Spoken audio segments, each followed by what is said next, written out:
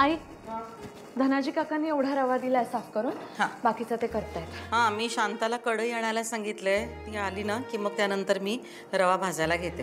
ठीक आहे. मी काय करू आता? जरा त्या काजूचे तुकडे करून दे ना. हां. या महाप्रसादाची कल्पना खरंच किती छान आहे. पण मला ना अधिपतीचं खरंच खूप कौतुक वाटतंय. किती विचार करतो तो त्याच्या माणसांचा, त्याच्या कामगारांचा. माझा मुलगा एक माणूस म्हणून खूप छान घडलाय. याबद्दल खरं तर मला भुवनेश्वरींचे आभार मानले पाहिजेत. मला ना असं नेहमी वाटायचं की माझ्या मुलाने खूप शिकावं.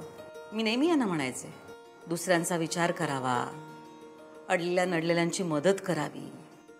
हां, त्याचं शिक्षण नाही झालं, पण एक माणूस म्हणून तो खूप छान घडलाय आणि त्याचं पूर्ण श्रेय भुवनेश्वरीचं आहे. म्हणूनच अधिपतीचं त्यांच्यावर किती प्रेम आहे. त्या नाही आहेत म्हणून किती चिडचिड करतोय तो. खरंच त्या लवकरात लवकर परत याव्यात. ते स्वतःही असंच म्हणतात.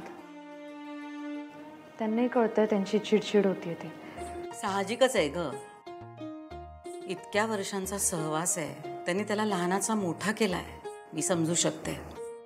पण एक मात्र आहे, त्या जर नसत्या तर आज माझा जो अधिपती इतका चांगला माणूस घडलाय तसा घडला नसता. आई, असं काय म्हणताय?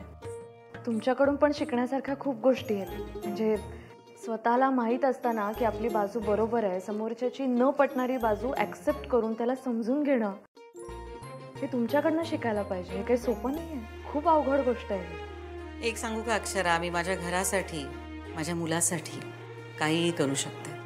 आणि मी खचलेच तर तू आहेसच की मला उभारी द्यायला. बरं चल, मी प्रसाद करायला घेते.